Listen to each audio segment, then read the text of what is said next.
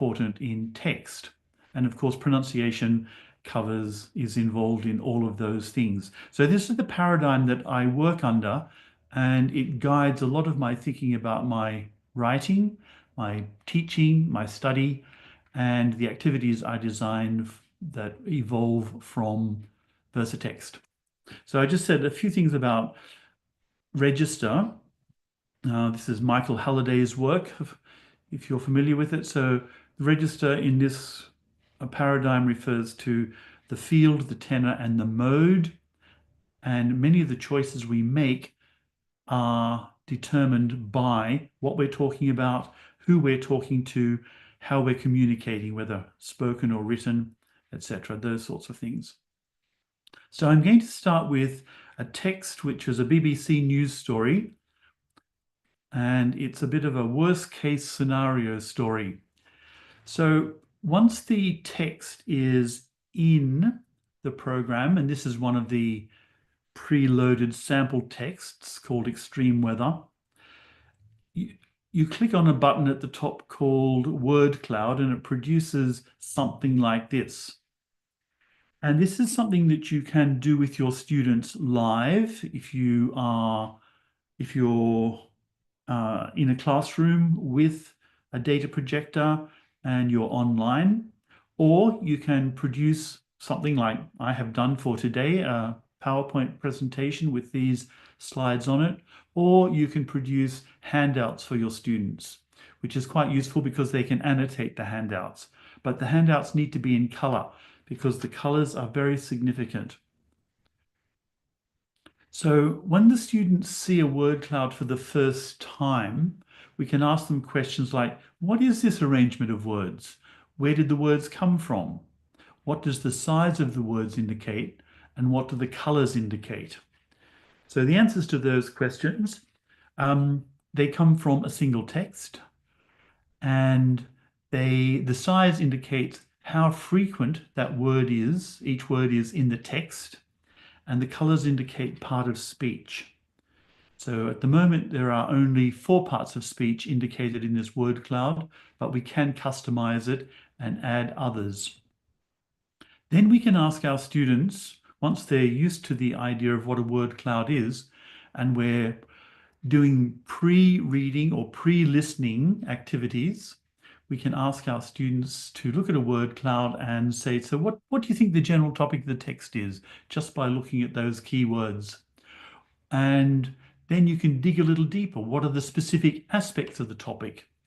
And then you might ask a question like, where in the world does this story take place? Or lots of other questions depending on the word cloud itself. But you can dig and dig and dig and just ask the students to really look at it and try to answer those sorts of top-down pre-reading or pre-listening questions.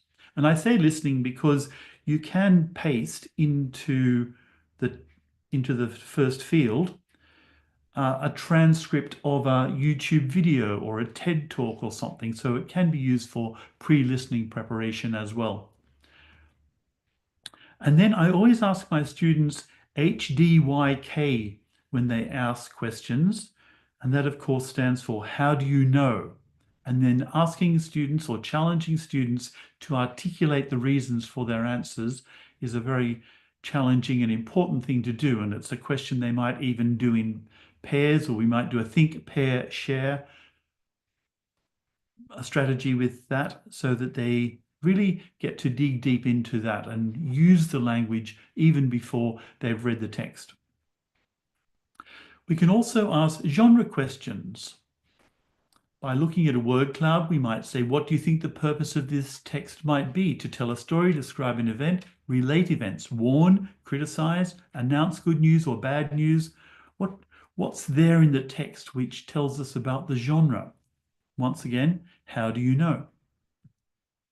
Then you can ask register questions. Who are the authors and readers? Do they know each other?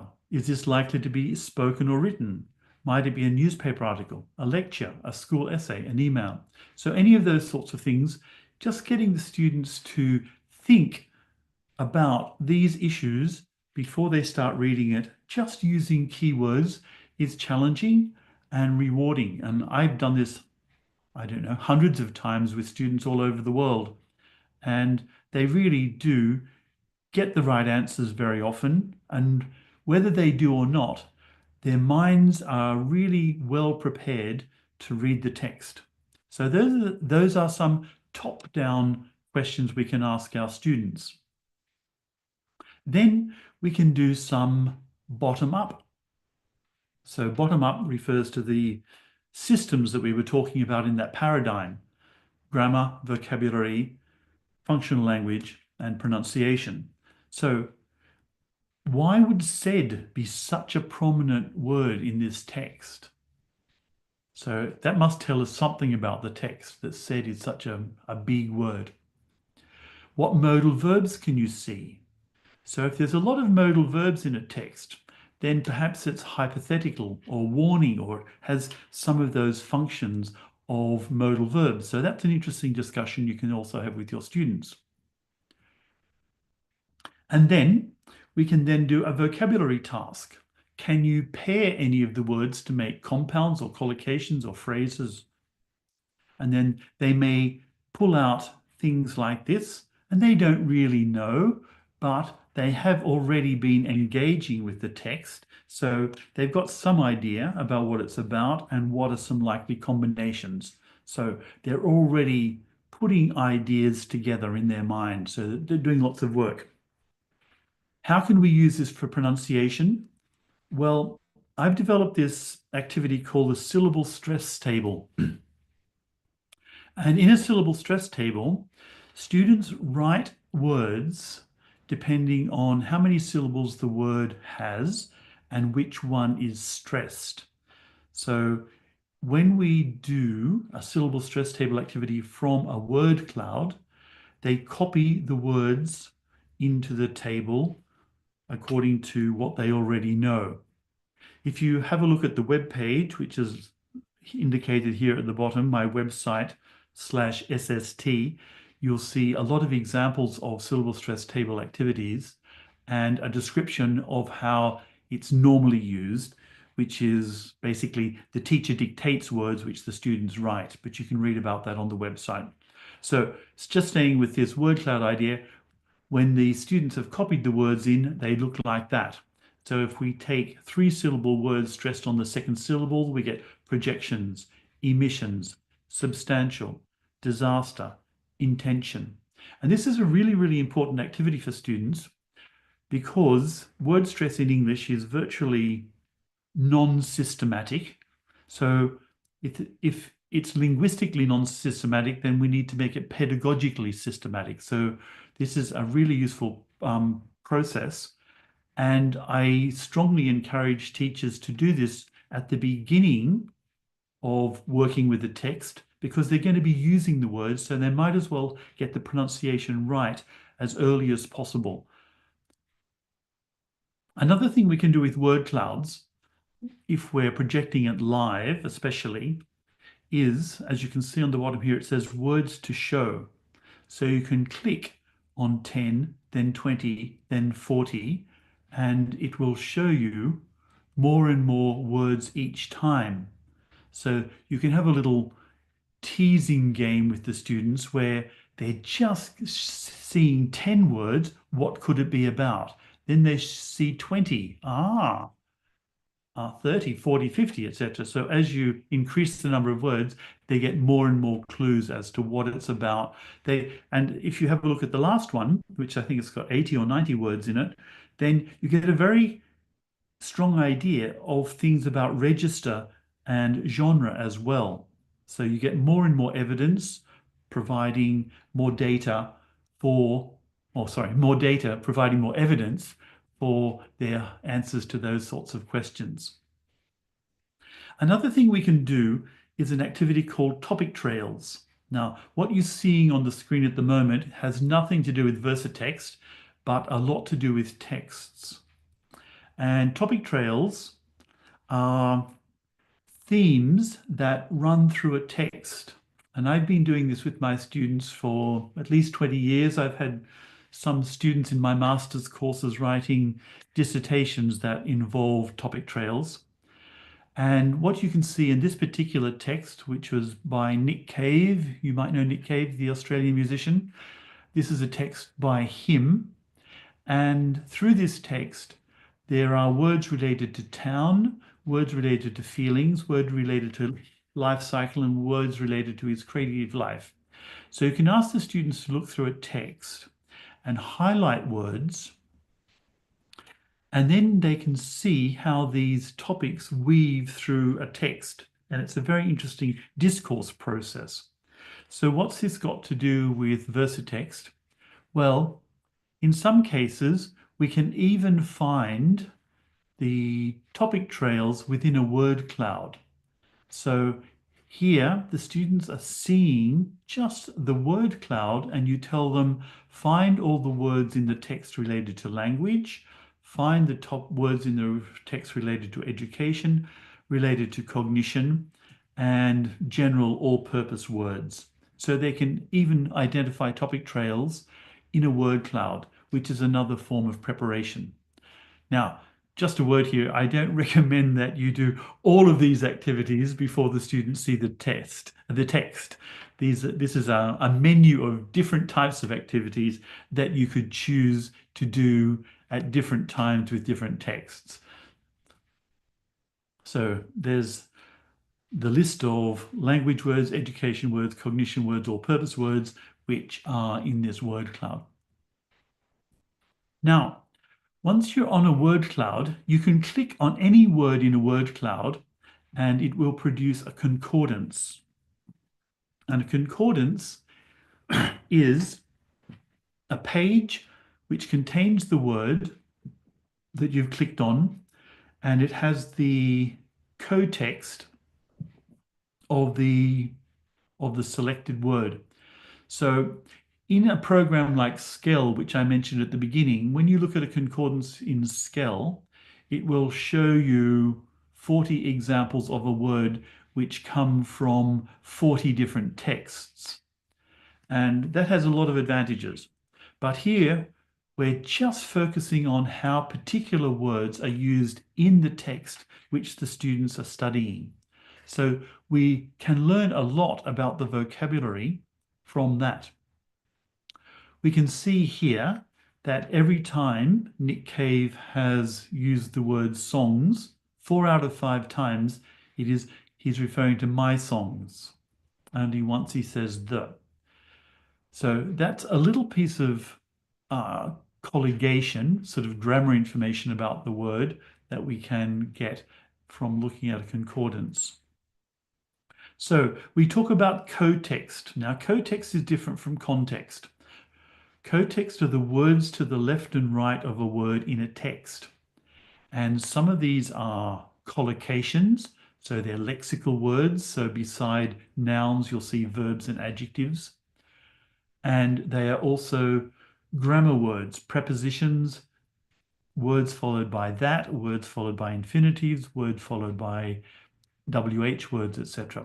So you can observe the co-text of words, which is really, really valuable when you're learning language from language. So when you're looking at quick, which is keyword in co-text, you've got the words down the center and you can observe those things. Another thing is that the lines are presented in the order that they occur in the text. So maybe not with this example, but sometimes it's very interesting to see that how the author introduces the words or the concept through the text, word after word after word. And therefore you see how the word unfolds. And sometimes it doesn't necessarily change meaning, but it takes on more meaning as the author tells you more about it. And that's really important for words related, really topic-based words, not just general words, but topic-based words. What's the author telling us about? You can also click on left context and right context, and that will sort the word lines in alphabetical order. And sometimes when you do that, you can see patterns in the usage. So sorting creates groups, and if you've got a word which is used very frequently, as we'll see in a moment on the next slide, then you can start to see patterns in the usage of the word. We see grammar patterns and word relationships. So what we've got here, as we have had already many, many times, we've got new tasks for the students to observe, notice, conjecture, conclude, realize, apply. So lots of things that the students are doing, engaging them in new ways of looking at the language of a text. So we had these multi-word units before.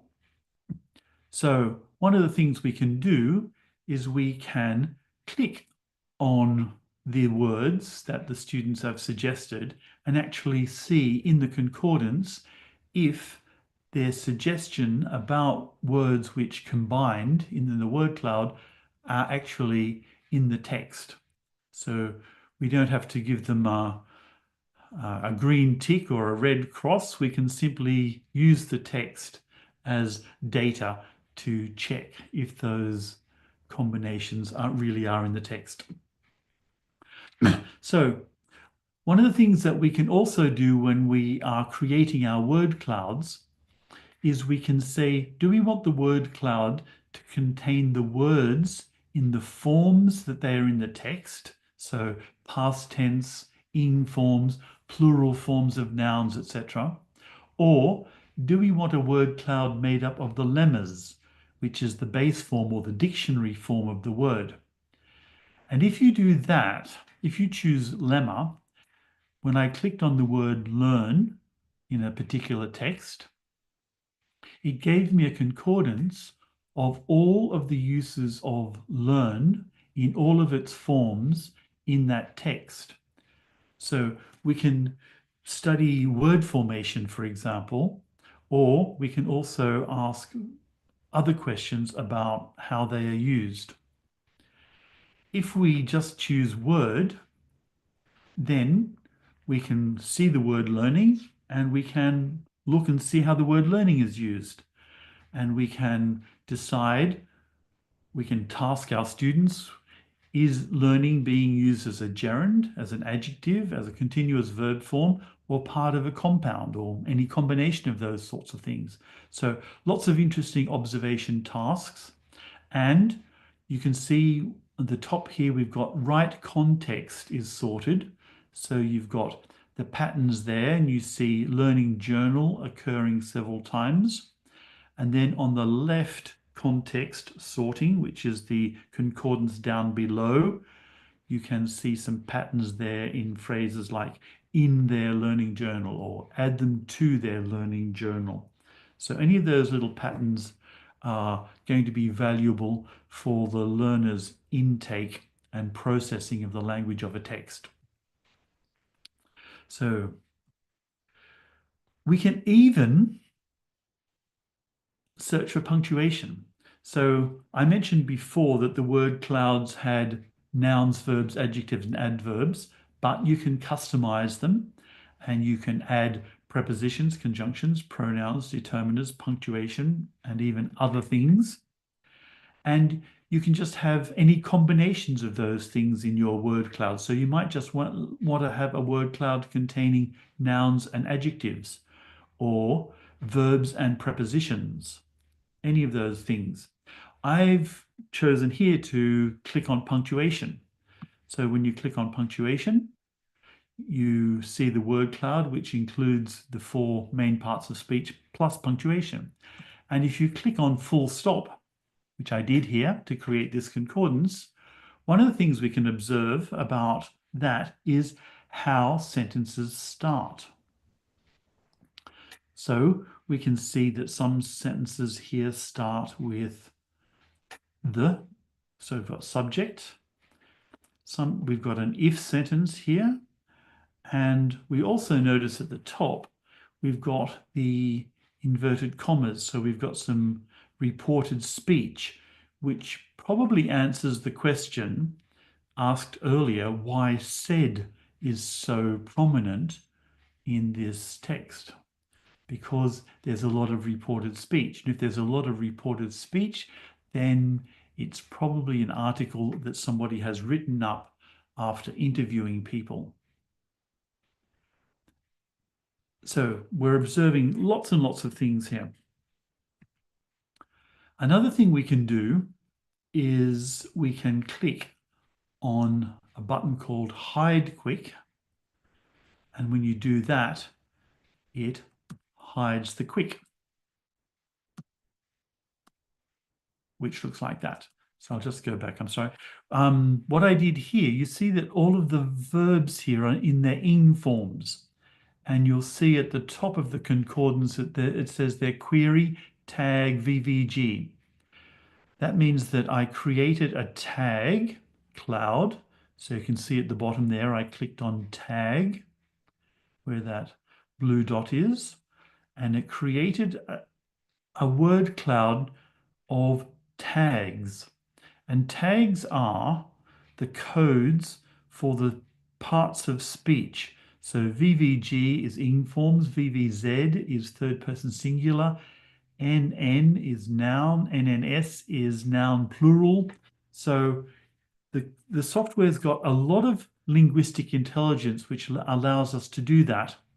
And if you want to know what those codes mean, which you do because nobody remembers all of them and nobody can be expected to, then if you go to the Versatext info page, there's a table with all of those codes there. So it's very interesting. How are the ing forms used? Or if you click on VVN, you'll see the past participles.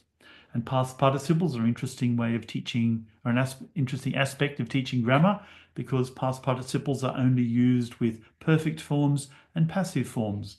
So if you're studying those and you want to create some activities for your students with the text that you're studying, then this is all very possible. So you can choose to hide the quick, so you've got a little bit of a gapped activity. You can also click the sentence button. So instead of having the quick word down the middle, you will see full sentences. Now, I'd like to say a few words about affordances. This is a term we use in language pedagogy. I'm not sure if you're familiar with it, but we talk about the affordances are the language learning opportunities which exist in a text. So all of these things we've been talking about are the affordances of the text, whether it's grammar, vocabulary, genre, register, general topic, all of those are the affordances of the text. So structure, register, collocation, argumentation, stance, all of those things. We also have affordances of tasks. So a task is not just a prompt for a performance, but a well-constructed task affords opportunities for noticing, hypothesizing, pattern recognition, and of course reuse. So the students then use the things which they've noticed in the text. So my experience with even the most recent publications from the major publishers is that they don't include things like this. There aren't any open-ended explorations for students. The students don't have any of these experiences of cognitive dissonance where they expect one thing and they find another, and they've been taught one thing, but then they found counter examples. I remember surprising my students in an academic writing course a couple of years ago when I showed them in a larger corpus of academic writing many sentences starting with and they'd been told never to do that. So that little bit of cognitive dissonance was an important learning experience for them. So a lot of the activities in course books these days are trivial matching exercises, superficial gap fills, exercises that confuse coverage with mastery. So just because you do these sorts of activities doesn't mean that students are really learning it and processing it very deeply. And I find this a very big problem. So what we're asking the students to do is really problem solve using data to deal with hypotheses and provide evidence or use the data as evidence. So if you have a look, why was the word why that was used in that environment, or what kinds of words come before it and after. Is it a fixed phrase or a flexible phrase? Is it being used with its literal meaning, or what role does this word play in this text? So lots of really interesting, important questions for students to deal with. So I don't know if you're familiar with this ancient book from 1969, actually, almost as old as me. Teaching as a Subversive Activity. One of the really great statements they made in that book was, once you have learned how to ask questions, relevant and appropriate and substantial questions, you have learned how to learn. And that's one of the things that I think we can do when we use a program like Versatext, is we can put our students in situations where we, as teachers, constantly ask them question after question after questions where they're providing the answers, and then they realize that they can ask their own questions. So we're training them in metacognitive skills to a great extent. A nice activity we can also do is what I call a word constellation. So here we have concordance from a particular text. This is also one of the sample texts in the on the front page of Versatext. And it's the word language. So we can see what are the key words that are in this concordance around language. So these are the mainly collocations or parts of phrases that go with language. And then this is a nice activity for students. Then they can take the collocation out, take the concordance out and draw this word constellation of a target word in a text. And you can more or less read from left to right, help learn language, pieces of language in your target language, stimulate language learning, language scrutinizers, learn language, the misuse of language, students help learn language, etc., etc. So all of those sorts of things are ways of studying collocation and compounds and other features of word combinations, which are extremely valuable for our students. The final tool, which I'll just mention very briefly because I think we might be running out of time, in Profiler in Versatext is called the Profiler, and it provides these statistics about a text.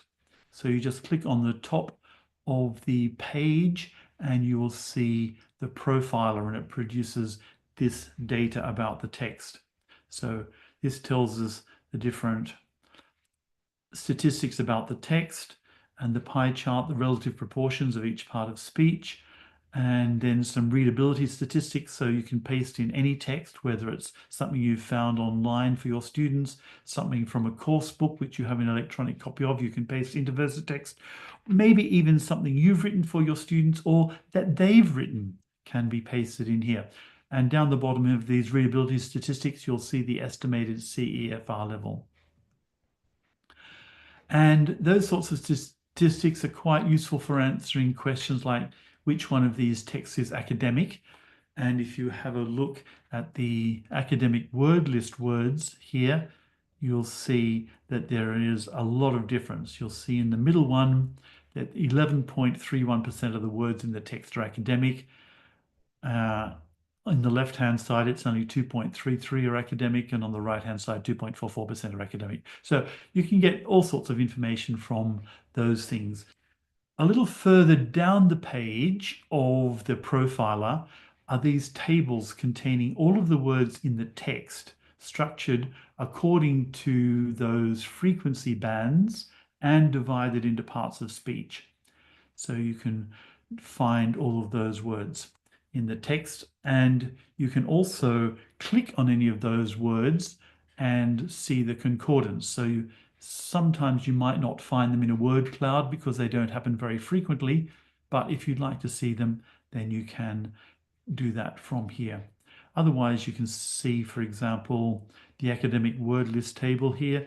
You can see here are all of the academic words. So if you're teaching academic English, then you can know which words in the text are academic and therefore worth studying for that particular reason. So that brings me pretty much to an end. So I said 10. I set out to do 10 versatile, lots more than 10. Okay, so these are the books that I've written that include these, include Versatext, because it's such a versatile program for doing that.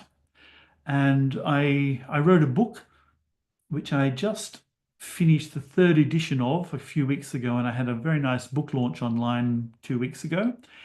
If you would like to download for free chapter 7 of the book, and chapter 7 deals with text and discourse, then you can download it from learn.versatile.pub, and you will need to type in a coupon for 100% discount. Just type in the word Casablanca and you will get a discount of 100%, and you'll be able to download I think a PDF and certainly some ebook versions. You can choose between different medium. And also I created an e-learning course for this, which quite a few teachers have done and have really, really enjoyed. You can also find that at the same place, learn.versatile.pub, if you're interested in having a look at that course, and you can click and see the sample. You can click and see a sample, and you can also see the full course outline is there. And if you want to do the course, you'd be very welcome to sign up. So I think, Aziz, that's all I have for you. If anyone has any questions or anything they'd like to ask or discuss, we can. Yes, so first of all, thank you so much. That's really insightful, interesting, and informative. I personally speaking, I have never came across Versatile, so this is the first time I heard about it. Uh, so I was ignorant a little bit. Because I'm a huge fan of word clouds. I personally speaking, I use a lot in my classroom to teach vocabulary and to make students notice certain chunks of the language. So Yes. what you have just mentioned is really interesting. Yeah. So we have just a couple. Yeah. I was just going to say, Versatext is the only word cloud software which has got any linguistic intelligence.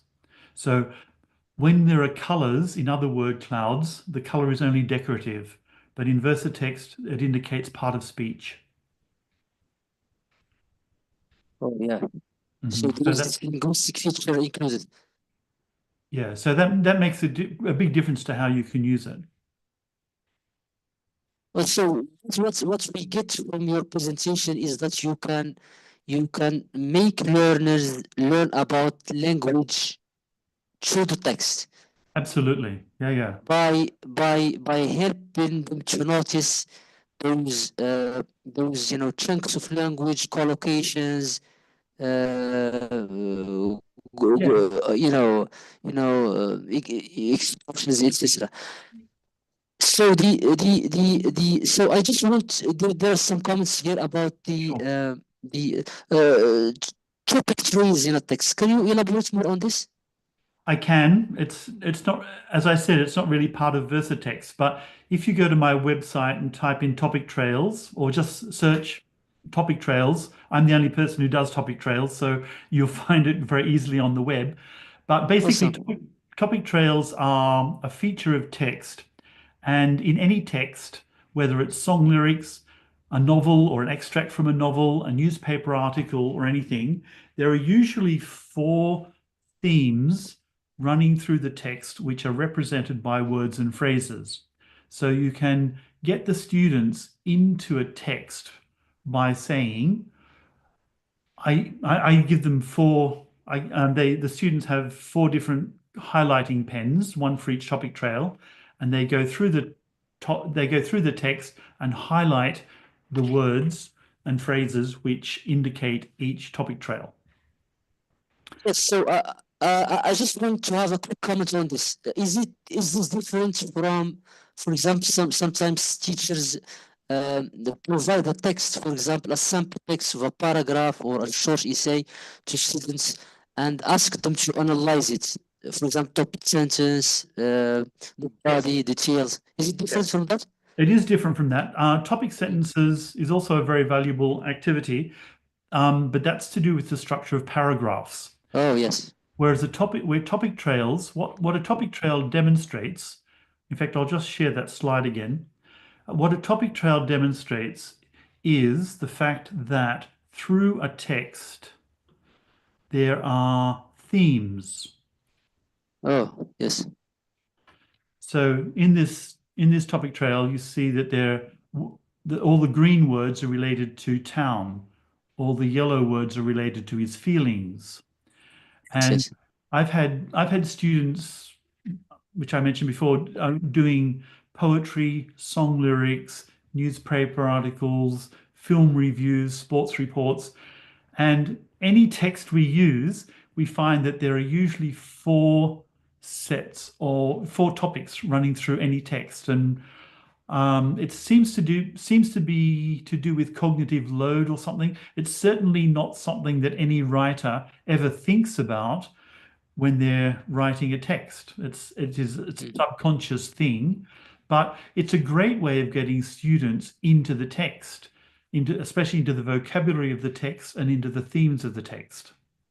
That's very interesting. So it's a subconscious process, I think. Yeah, totally. So it's somewhat related to it's like a word families to some extent. That go Well, it together. depends on your definition of word family. I use word family actually for morphology. So Oh, you get a word like strike, striking, thunderstruck, airstrike, all of those words related to strike. So that's a word family when we're talking about morphology.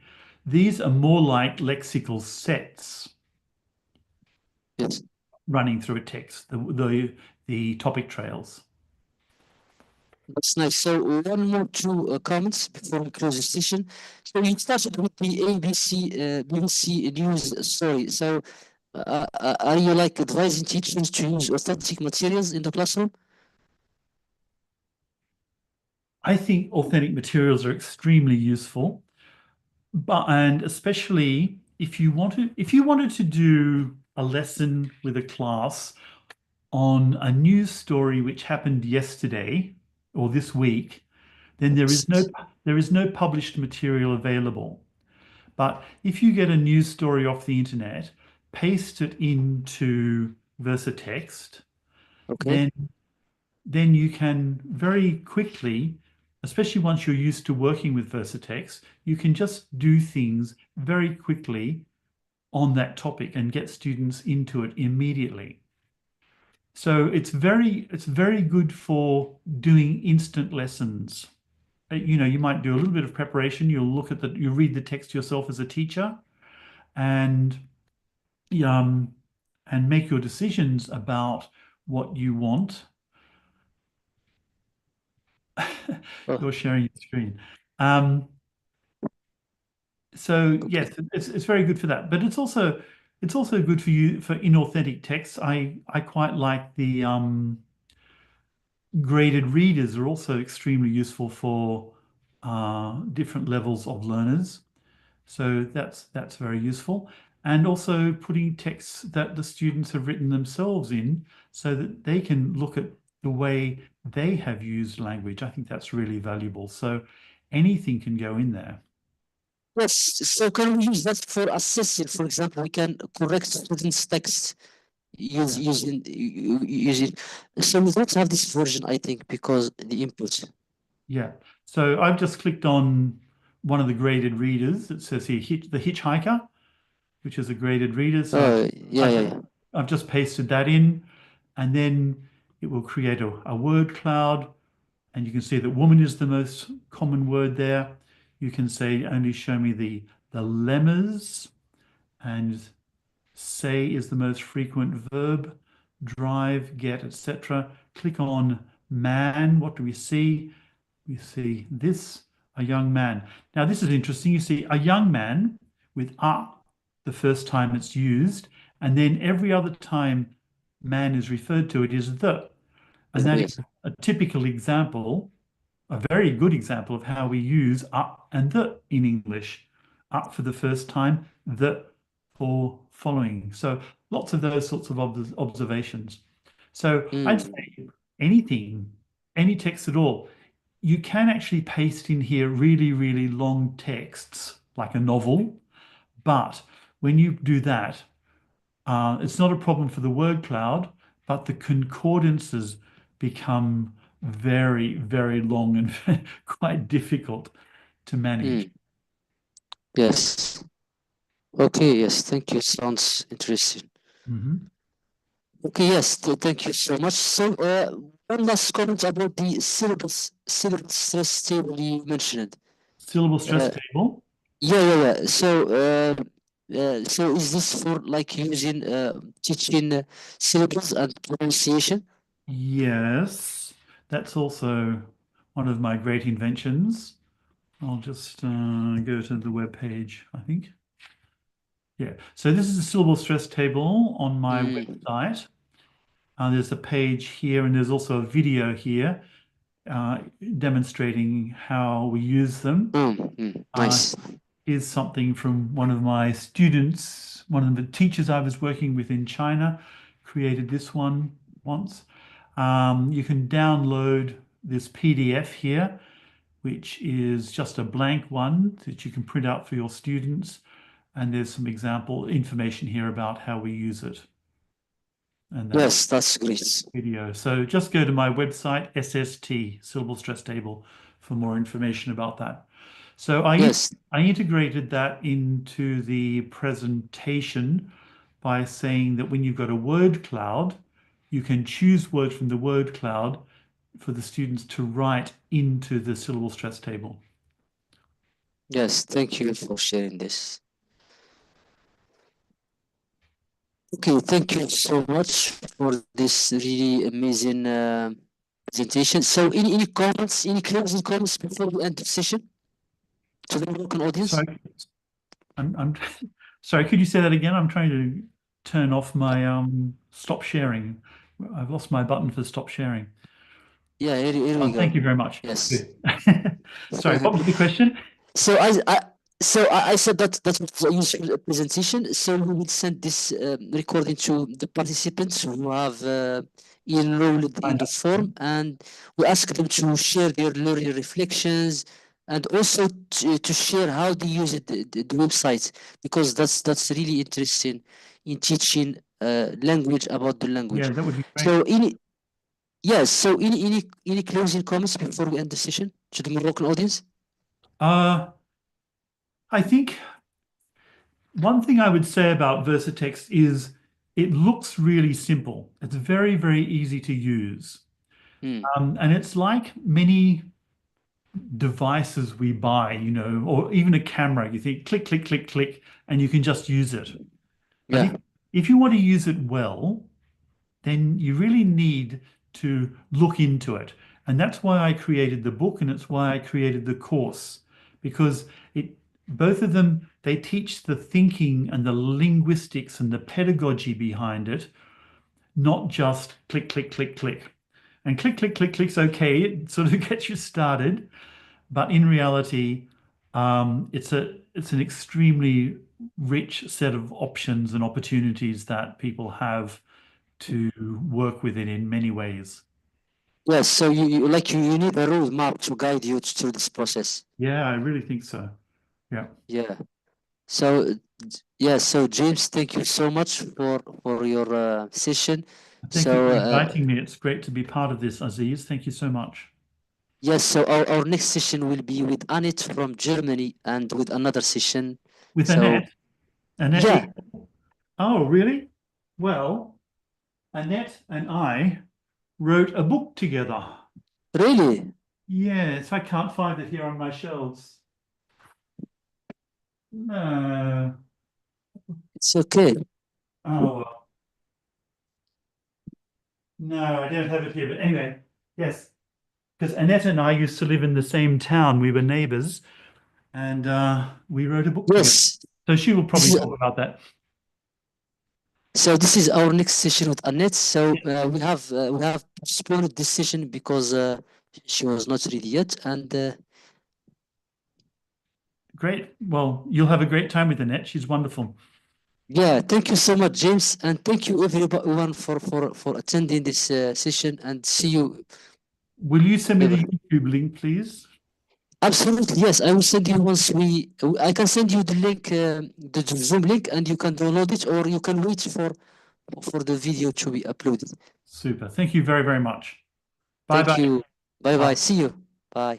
Bye. Bye bye.